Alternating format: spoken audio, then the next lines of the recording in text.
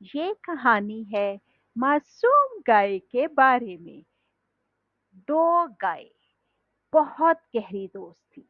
वो एक जंगल में रहती थी और उनकी दोस्ती को सब जानवर जानते थे। ये दोनों गाय अपने बच्चों का बहुत ख्याल रखती थी। इनका नाम काली गाय और भूरी गाय था और ये सारे जंगल में बहुत मशहूर थी।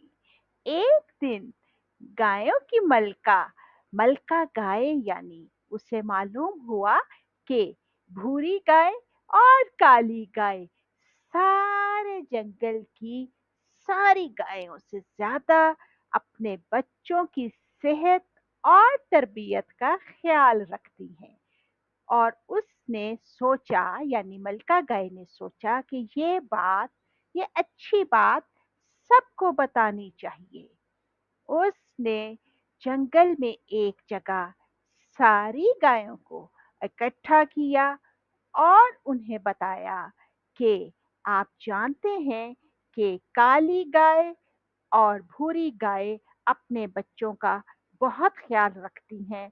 तो क्या आप लोग भी अपने बच्चों का और उनकी सेहत का ख्याल रखते हैं ताकि वो एक अच्छी गाय बन सके और उनके अंदर अच्छी खूबियां पैदा हों, वो लड़ाई ना करें और अच्छा अच्छा पढ़ें, स्कूल जाएं और एक अच्छी गाय बने। तो सब जो भी गाय मामा थी उन सब ने कहा हम ऐसा ही करेंगे। तो फिर गाय मलका ने सोचा कि मुझे एक छोटा सा ऐसा फंक्शन करना चाहिए, ऐसा प्रोग्राम रखना चाहिए कि वो दोनों गाय आए और उन्हें इनाम दिया जाए ताकि बाकी गाय मलका को भी ये अंदाजा हो, जो उसके बाद जो गाय मलका बनेगी उन्हें ये अंदाजा हो कि ये अच्छा काम करने पे इनामात दिए जाते हैं और बाकी सारी अवाम गाय जो है वो खुश होगी। तो मलका गाय ने उस दिन एक फंक्शन का ऐलान कर दिया। सारी गाय अच्छा अच्छा तैयार होकर वहां आई। अपने बच्चों को उन्होंने बहुत अच्छा सा तैयार किया। किसी ने बो लगाई, कोई टाई पहन के आया, कोई प्यारे प्यारे क्लिप लगाकर खूब सज संवर कर आया।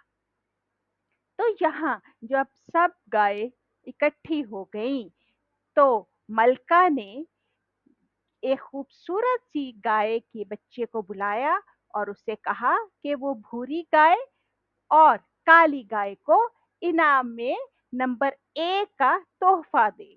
तो एक प्यारी सी गाय के बच्चे ने, प्यारी सी मासूम सी गाय ने, छोटी सी गाय ने उन्हें नंबर 1 का तोहफा दिया, जिस पर खूब तालियां बजी। और पीछे जो गाय थी, एक दूसरी गाय, उसका नाम गुलाबो गाय था, उसने गिटार बजाया और सफेद गाय ने खूब डांस किया।